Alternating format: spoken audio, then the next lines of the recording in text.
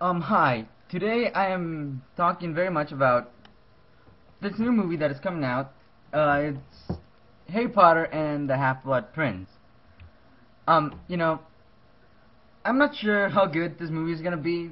Well, at least for me, because, I've read the books, and honestly, so far I haven't really liked the movies because they, go, I don't know, for how long they are, they don't cover too much of, the whole book.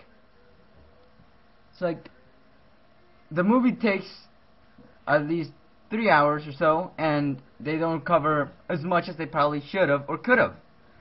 It's annoying for me at least because, for example, um, hmm, they didn't really do too much about girl, the ghost girl that in the second book and in the second movie.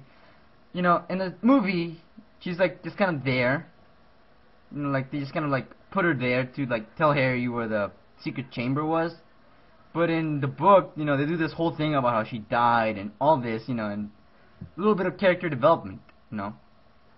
Um, and also it gives you the feel that every time she appears in like the rest of the movies, like in the fourth one, I think that's like the only other place I think I saw her appear.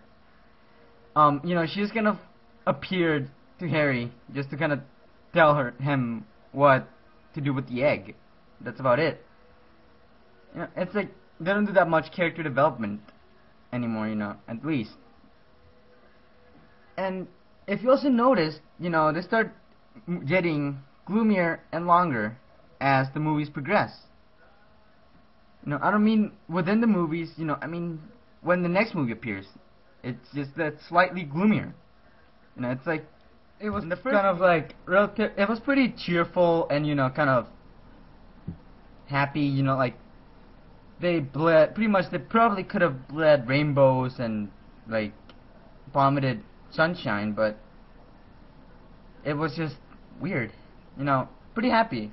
And then by the second one, it started getting slightly gloomier, like bearably gloomier. By the third one, they had a pretty good balance compared to they should have probably stopped there, but they didn't because they were trying to appeal to their new black wearing, depressing poem writing audience. Harry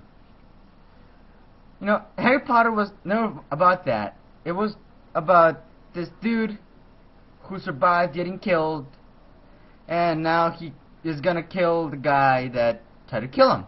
Pretty much. That's all you need to know. Pretty much. There's a lot of things that are interesting, but that's all you need to know. And I think that they're doing this whole gloom thing, besides what I just said, and for the appealing, but to compete with Twilight, which they really shouldn't do. I mean, honestly, you just don't do that because of completely different ideas and themes. Sure, it's about the same thing, but come on, seriously, no. And well, yeah, it's just pointless to try it, and it's just, they should really stop doing that. As for Twilight, honestly, I don't hate it, nor do I like it. It had its good parts, it had its kind of meh parts. Um, it's just that they really, just kind of did a pretty shitty execution of the romantic parts. At least in my opinion. But I've read a lot of old-timey romantic novels that back when they actually knew how to pull it off. But yeah. And going into vampires now, honestly, I don't like Edward. I don't know, compared to every other vampire, he has it pretty easy for how difficult he makes it. Seriously, he's just hating what he is, but honestly, dude, you're 200 years old. By now you should be in peace with what you are, and know what you want. But no, he's stuck in his 17-year-old mentality, which just seems to complicate everything so damn much. Um, you know, Compared to Blade, he has it fucking easy. I mean, let's see, Blade, he's a half vampire. He can walk in this. He can actually not melt in the sun, which is like every other vampire hates him for that. And on top of that, he's black. You know, it makes absolutely no sense because of like skin pigmentation and whatnot. But you know, seriously. And still, you know, his girlfriend died. You know, he pretty much had to see her die in his arms, pretty much movie-wise. You know, I don't know how many he's gone through in the comics. But you know, yours is still alive, and you had a kid with her.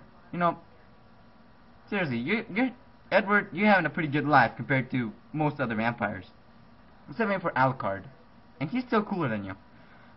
But you know, that's pretty much what I have to say about that, and that's all for now. And on Twilight has nothing on Underworld.